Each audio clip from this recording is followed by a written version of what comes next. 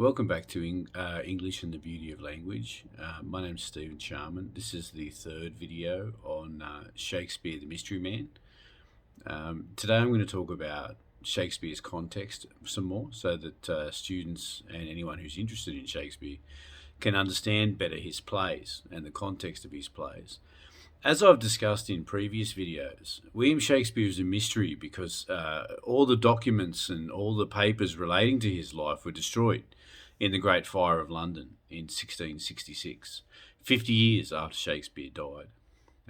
So we can never know Shakespeare, the man, effectively. In 2066, that'll be 400 years since the Great Fire of London. And nothing has ever emerged, and no troves of documents about Shakespeare. The man's life will remain a mystery because the documents were destroyed in the Great Fire. It's certain that the documents about Shakespeare would have been in London, and London was burned to the ground in 1066. And many other treasures were lost too, but that included all the information about William Shakespeare, except for tiny fragments that existed in his hometown of Stratford, where he was born and where he died. So the only way to know Shakespeare is through his work, of course, and also through his context. And of course, by context, we mean his times. This is the Elizabethan England, Elizabethan age, and also the Jacobean period, the early Jacobean period. Shakespeare died in 1616, when James I, the first Stuart king, had been on the throne for 13 years. So what I want to talk about today is about something I brought up in the previous video, which is where I talked about the ideas about violence in Elizabethan England and the threat that the monarchy felt, which permeated society. We have to try to understand that the monarchy at that time was the very centre of English society. It wasn't a celebrity status position like the modern monarchy. The monarch in the 17th century was the living, beating heart of English society, high society, of course.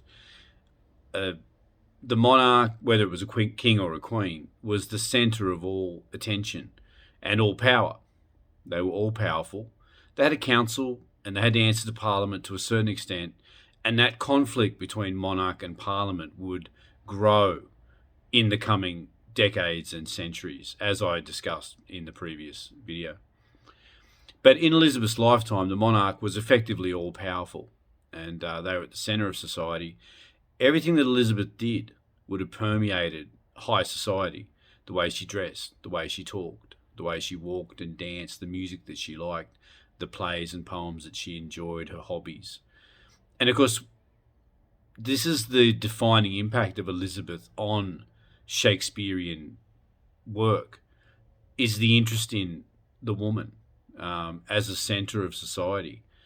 You have all these amazingly strong female characters in Shakespeare, ranging in all different types from Lady Macbeth and Juliet, Capulet, all the way through to characters like Goneril, the wicked sisters in King Lear, who kind of echo the weird sisters in Macbeth to a certain extent. The power of the witches in Macbeth, and Lady Macbeth as the fourth witch, effectively, in the play.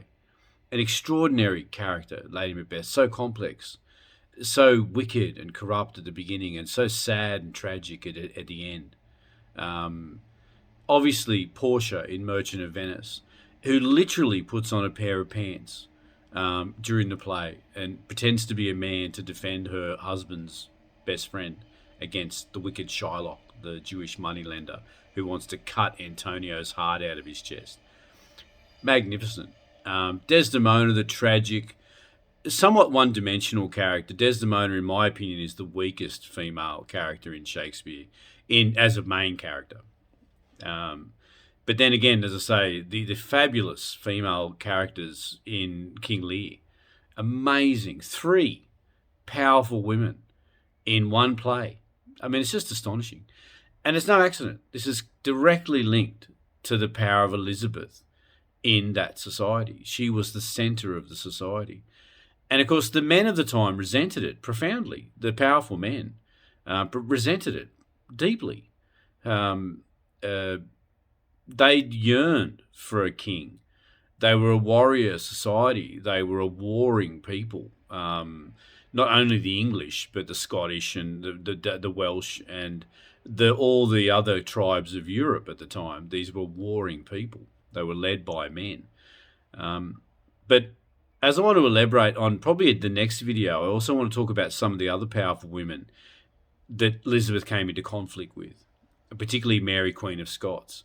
I think there's been a movie made about her fairly recently, and she's a fascinating character, Mary, Queen of Scots, not to be confused with Elizabeth's sister Mary. This is Mary, Queen of Scots, the mother of James I, whom Elizabeth has executed. But we'll talk about that more in the next video. I just want to bring up that fascinating topic about the position of women in Shakespearean society. And it all stems from Elizabeth I, the daughter of Henry VIII, and her powerful role in English society in the 16th and early 17th centuries. And that leads to these amazing female characters. I mean, I haven't even mentioned characters like Gertrude and Ophelia in Hamlet, and a whole myriad of other characters, all the comic characters, characters from Midsummer Night's Dream and all of his wonderful comedies, all these famous female leads.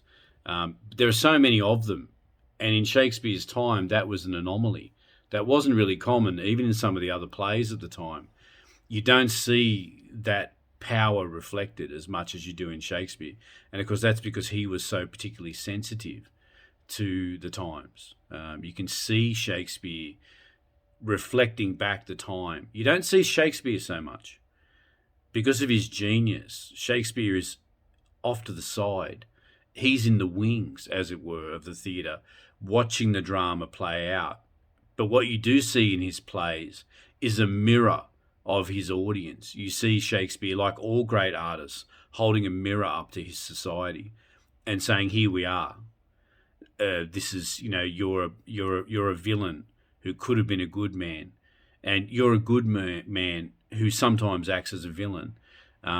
Women are important in our society. Women are the glue that holds our world together, but we often ignore them, and we pretend that their power is only in the home, whereas in fact it's in all of us. And you really see that clearly in his plays. Any play that you're studying, if you're a student, if you look at the female characters in the plays, and you'll see just how integral they are to the story. I mean, again, The Taming of the Shrew with Catherine, the famous, wonderful tomboy, modern girl, independent girl who will not bow down to the men in her life, including her father and all the other men around her. And then she meets Petruchio. She's basically sold to Petruchio, or in a sense, that is, her father pays Petruchio to marry her because nobody else will, because she's willful and determined and obstinate and independent. Just the sort of qualities that we might admire in a woman today are considered to be signs of wickedness and corruption. But are they, though? The way that Shakespeare portrays Catherine in the play isn't that she's a bad person. It's the people around her who are narrow-minded, just like the lords in the court who resented Elizabeth and her power. So it's fascinating. Okay, I'll leave it there for now. I'll make another video about Elizabeth and Mary, Queen of Scots. That'll be my next video. Thank you.